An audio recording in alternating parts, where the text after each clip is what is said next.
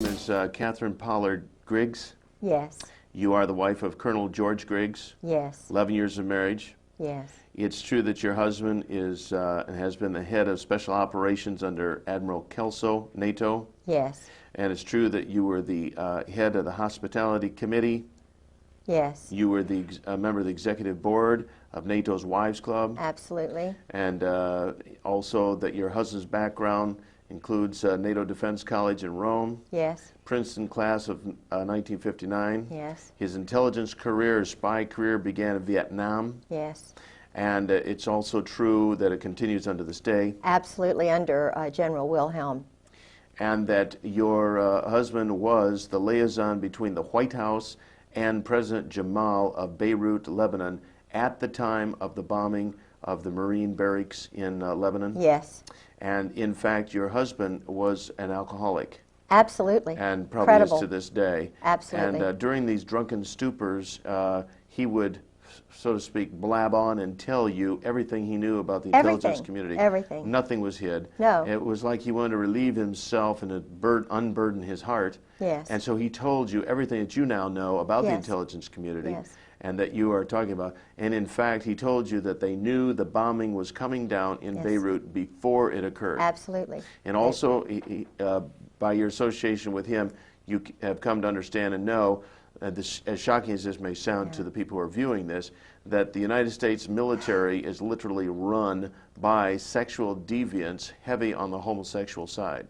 Truly. And that in the United States military, people like Jeffrey Dahmer and Kaczynski and McVeigh and Oswald and a host of other people who have a sexual deviant background, primarily homosexual, these individuals are actually sought out by people within the military, the Army, for advancement into intelligence type work because they are so easy to control. Yes.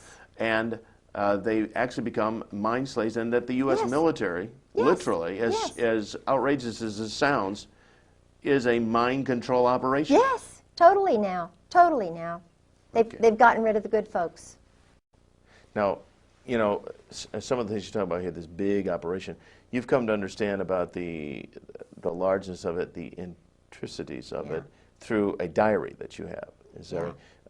Could you hold that diary up so we can get a look at that? And the thing that I found, this is the actual diary. Just hold it up kind of like chest high. Okay. There you go. And these are the actual handwritten notes of your husband. Absolutely. And they reveal an awful lot. In fact, does the military or those in the intelligence community, do they realize you have a copy of this? They do now. Yeah. So I got this General Jim Joy, who was the one who was in the Operation Just Cause. Was it Just Cause, the one in Panama?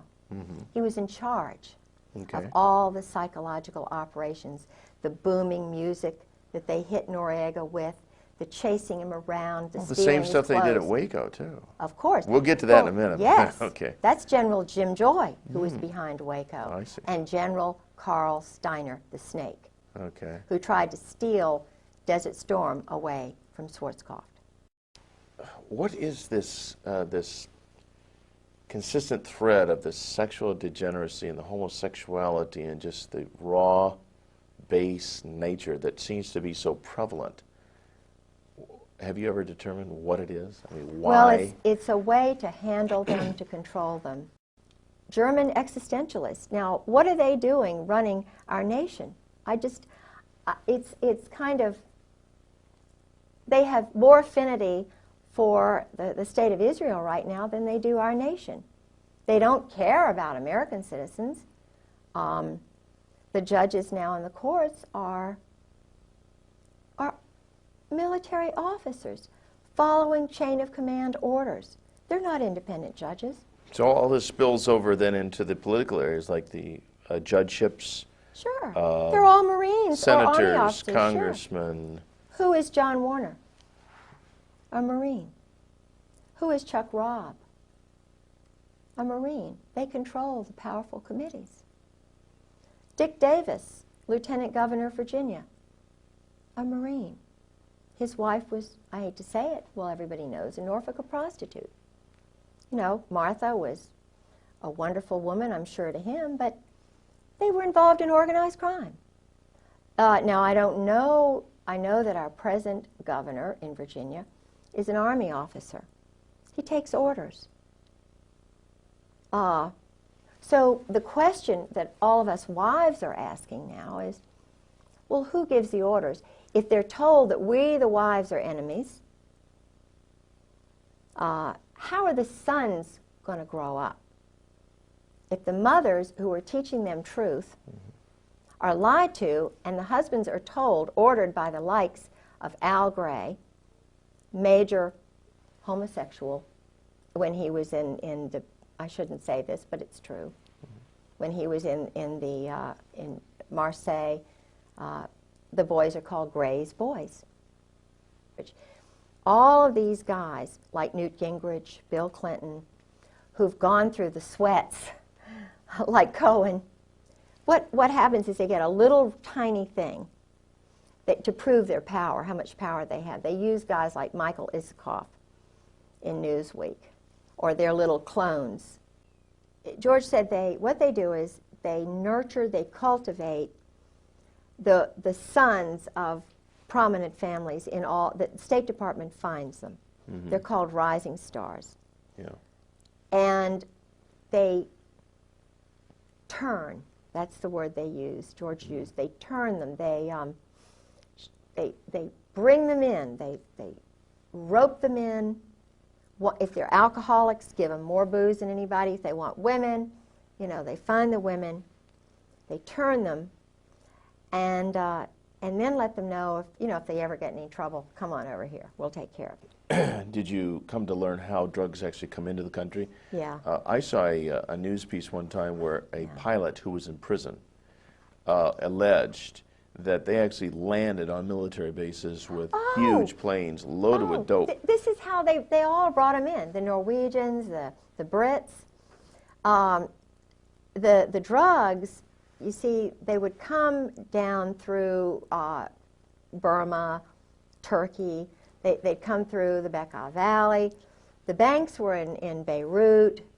They were in Panama, Mexico, in St. Thomas, after, you know, the laundering of cash. You see, cash, that's why some of the banks in New York, you can very easily find out who the drug lords are. Barry McCaffrey, I saw him 2 weeks ago, and he said something he let it slip out. He's an Army general, you know. He said, we haven't done any more or any less in the last 5 years. Now, in terms of the war on drugs? Yeah, no, they're just holding it. The word he used, I think, was holding it. It was a word that you could tell they'd used in briefings. They were, the guys who were doing the drugs are military officers. In fact, doing the drugs meaning controlling them. The flow. Oh, yeah. Now, not to diverge from what we're talking about right now, but did your husband ever tell you anything about any disease warfare, like giving people sicknesses and? Yeah, and, yeah, that's part of. He called it ABC, NBC. It was something like nuclear, biological, chemical. ABC, atomic, biological, chemical. They call it biologicals. And in fact, I'm not going to mention his name because this is a guy who's really a good guy who's scared. The word they use is shitless. Excuse me. But that's the word. This guy is petrified. Because? Because he's doing that work. The chemical? And biological work. The Marine... You mean the laboratory work or the implementation? Dealing. Subterfuge, deception in the Middle East. Okay, and they use he's a Marine Corps colonel. Disease-causing drugs? Absolutely. And then how do they administrate them? In missiles and in I mean this is an elaborate big business. Like Peter Kawaja, Marine Corps guy, who's working in plain clothes at one of the plants in Florida. This is why George is in Florida. This is why they're all down in Florida, because all of this stuff is being.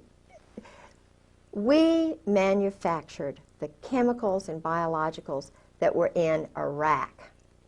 Now, if you don't believe me, you don't believe Peter Kawaja, a Marine Corps colonel, he says they killed his wife, I believe him. He worked in one of these factories. It was supposedly a candy factory where they were manufacturing deadly, deadly killer things. The Marine Corps, Al Gray, Krulak, Carl Mundy, he's in the CFR. He was in Ken Millis's class, who was the chief of staff, the one who controlled me. You know, I went to his mother's house in 7 Mile, Ohio. Flo, his father was a German Nazi. I'm not saying that, you know, being a German Nazi is bad, but he's part of this group. And if you don't believe me, if you don't believe Peter Kawaja about the drugs, you can, I mean, it's just, it's everybody knows. There's a guy named Randy Hebert, Lieutenant Colonel, hero, American patriot. This is a guy who should be the commandant of the Marine Corps, Krulak. I'm talking to you, I'm talking to Al Gray, I'm talking to you, Carl Mundy. You all are adolescent, immature. I call you twerps. You're liars, you cheat, you steal, you kill. You're beneath the contempt of any of your wives. They are scared to death. Why do you do this to your wives, guys? Look at that tape of Randy Hebert. I knew Chesty Puller, and this is a strong, wonderful guy. I knew his wife, Virginia Mack. I knew a real Marine. You can't say that you knew them because you didn't. I did. Randy Hebert sat.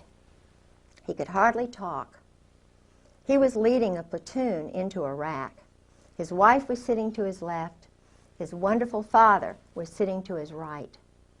And he said that his colonel, he's a lieutenant colonel at that time, I believe he was a lieutenant colonel, he said, my colonel ordered me, he said, all of our registers were saying, this is danger. There are chemicals, biologicals everywhere.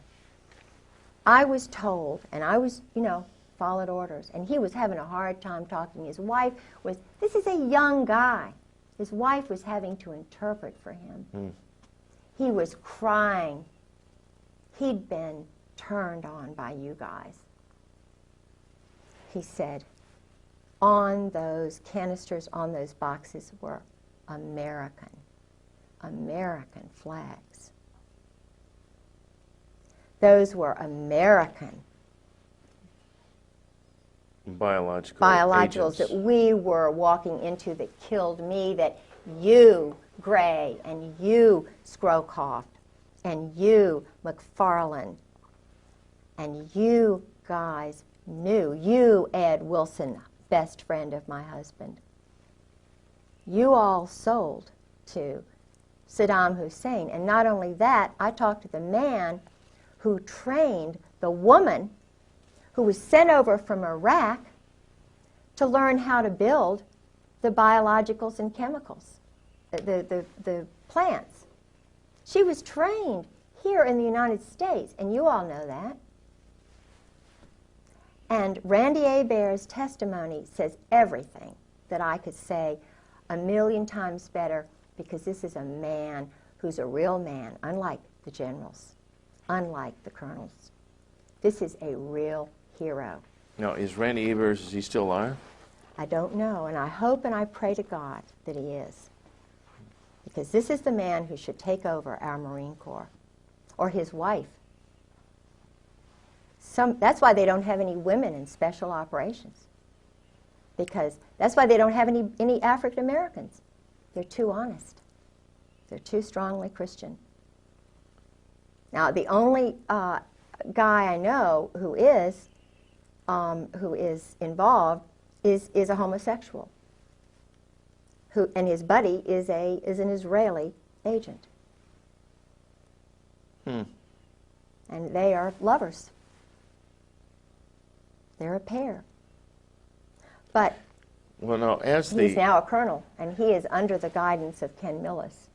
Okay, now as these generals, over the period of years, this is consolidated. to where they're all part of this club. I mean, this is something that's been going on for years and years and years. Members of the firm.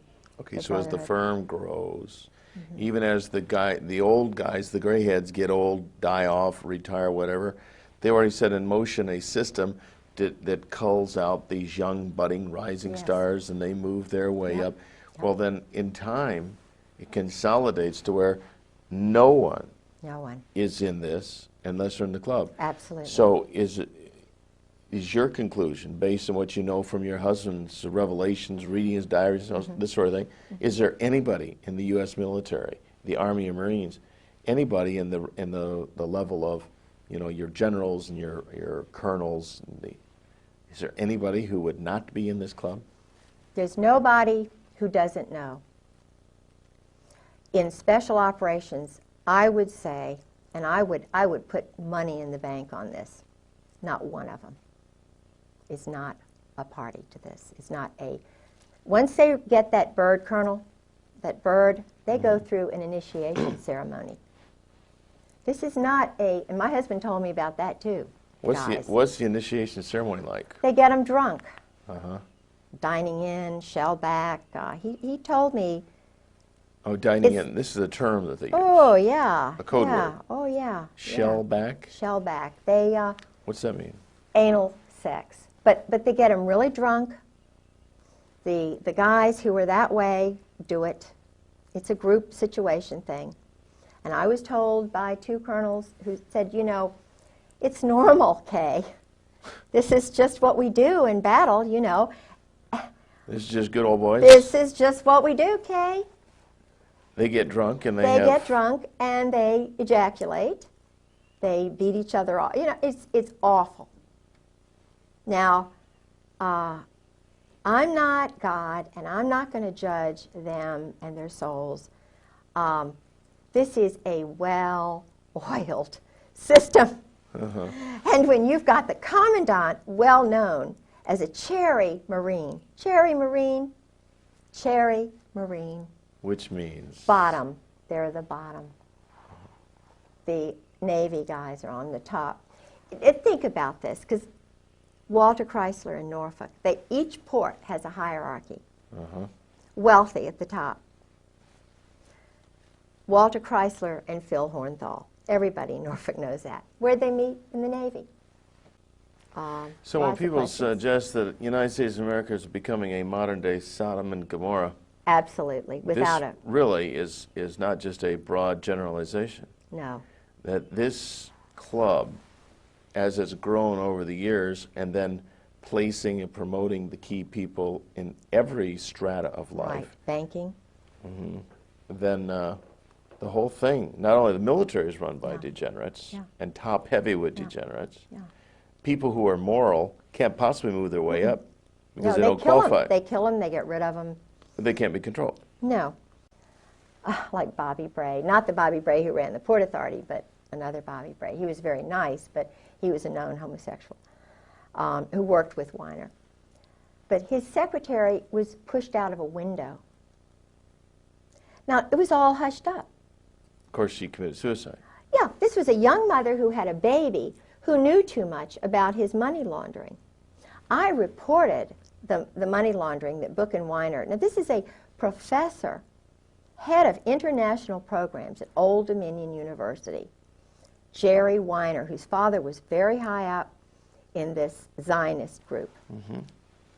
Jerry Weiner was doing intelligence work in Algeria, in Morocco in particular. He organized this board that I was the secretary for. He was a very sick, mean guy. I mean, you talk about really. You imagine when you get to be a bird colonel, and they have this initiation that involves all the sexual debauchery. Yeah. Now, would Drinking first. get them good and drunk, Oh, big time drunk. because there would be some of these who, if they were sober, they wouldn't go through with couldn't this. go through with it. They'd have to be blasted. Yes, yes. Okay. yes.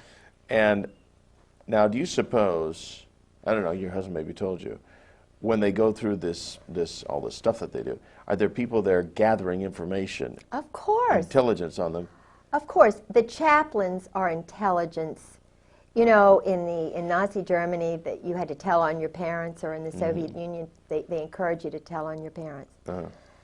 Phil Holwager, the guys who go to Yale, who become chaplains, the chaplain corps is tell all the tales on everybody. They have collections agencies. These Marines are ordered to go and collect so-and-so at so-and-so. If a Marine tells truth, if he's a whistleblower, if the wife is too much trouble, they collect them, they throw them in, they fill them full of chemicals, they'll implant little things in them. I believe that my husband has an implant. Well, McVeigh said he had a chip implant. I believe George did. Now ask yourself, all right, George, I know George has had a male friend. You know, he had male friends. Your husband is bisexual. Yes, he's bisexual. And I was told that by colonels and a captain, by a psychiatrist. What percentage do you think of these higher-up people are bisexual? Oh, all of them. If they're in special operations, if they're Marines, they're all bisexuals. They've all had to do it in order to get to be a bird colonel. The SEALs, it's kind of like the fast road to the top. So a guy could not be a SEAL without having. Oh, I don't believe so. I haven't met one that I don't believe would have done it. And judging from what a couple of colonels told me, it's just, that's the norm. It's just you women, you know, y'all are so sissy, y'all are just, you know, you don't understand how it is. We're under so much pressure. And when Valerie Wilhelm told me that about Charlie, I just could not believe what Charlie Wilhelm would be a... He's a general now, down in Miami. And she was just saying, oh, well, you know, he's run around. He has to, she said. He's under so much pressure. Because he would not have made it. Everybody knew he was a homosexual, not a bisexual. This is a homosexual commandant. I talked to people who actually, one woman who went to one of the parties, she was French, and she married a naval officer. And it was when George and I were first married, and I told George about what she said about General Gray. She said, you cannot believe this man is totally debauched. This man does these group sex orgies outside of Marseille, France. He's just horrible. You know. She said, now I have to admit, I was party girl, you know, went to these parties, and now this is a big admiral. And the admiral would go to these parties at this big mansion outside of Marseille. What they did was they invited the wild girls, the secretaries, because this went on in Indonesia. My husband had a secretary. Anne Bouchou's husband, Hank, was sleeping with the secretary. My husband was sleeping with the secretary and Anne Bouchou. They were doing, because my husband's wife wasn't there, so they had their ménage à quatre. But the women leave at about 11 o'clock. This is what he said. I mean, I knew the girls were there because I'd already talked to the French girl. And he said, well, you know, what they do is the women leave at about 11 o'clock, maybe 1 o'clock, and the guys all stay around there. And it's just the ritual. This is what they do. So, and then I found out. These are the guys that send their boys to war. Yeah, these are the big guys. Then I found out, because my husband would mention this guy and that guy, you know, that he went to school with. Bob Edwards is involved with this stuff. But the guy who recruited him, Charles Caddick, who was a well-known homosexual, who was the, quote, head teacher but the bodyguard for the Saudi boys. See, the Saudi boys were encouraged to do this, to corrupt them. They were corrupting Muslims who would not have done this ordinarily. The parties at Aramco, they would give the young boys, get them really drunk, and encourage Muslim sons to do this kind of stuff. Muslim sons who would have a strong tendency toward morality Yes. and Yes. to abhor this kind of That's right. But if they could get them drunk and loaded enough that they would do this Yes. one time, Yes. then they would gain a controlling edge on these guys. And who do you think did it? Charles Caddock and Borland, these guys, Alexander Robinson, Cheeseborough, who was the headmaster. The Saudis bought Russell House at the Hun School in Princeton. They brought over Mohammed Faisal and, Saud, Khalid Saud. They didn't really go to classes or whatever. And who was the young man who was partying with them? My husband, George Griggs. Who was in the group with them? Einstein. I mean, my husband was partying with Albert Einstein. I said, well, I didn't. And when would this have been? At what age in his life? 52, 53, 54, 55. I believe he said that Mohammed came over in 54. It was right after the murder, the poisoning of the one who was really good. Okay. So your husband would have been a young guy, 18, 19 years old? Oh, he was only, when they first got to him, he was in high school, so he was ninth grade. And he would be there? He was at the school with these homosexuals. They sent his parents to California, got him a little Boy Scout job, his father. He didn't see his parents for 8 solid years. And this is amazing. I see. So then the transference is these people become your parents. Oh, They're the of ones you course. look up to. Yeah, but they're doing things to you. Sure. They're sodomizing you. Of course. And Albert Einstein was actually... Was in that homosexual group, bisexual group. Absolutely. That's interesting. But this is really, this is full of, and this is just a mild SEAL commando T-shirt. Can you hold it up to the camera? Yeah. For me to look- That's a T-shirt that a SEAL would wear. Yeah. Oh, yeah. leave it up for a minute. I played Nancy Drew, Miss Marple, and I infiltrated, if that's the word you could use, the SEAL reunion this year. They spent a lot of money showing off, jumping out of helicopters, and, probably $100,000 was spent. I don't know how much, but I mean, the military was providing the funds for this little game on the beach at Fort Story. Yeah. And then there was, each one of the teams has T-shirts, which all sexual.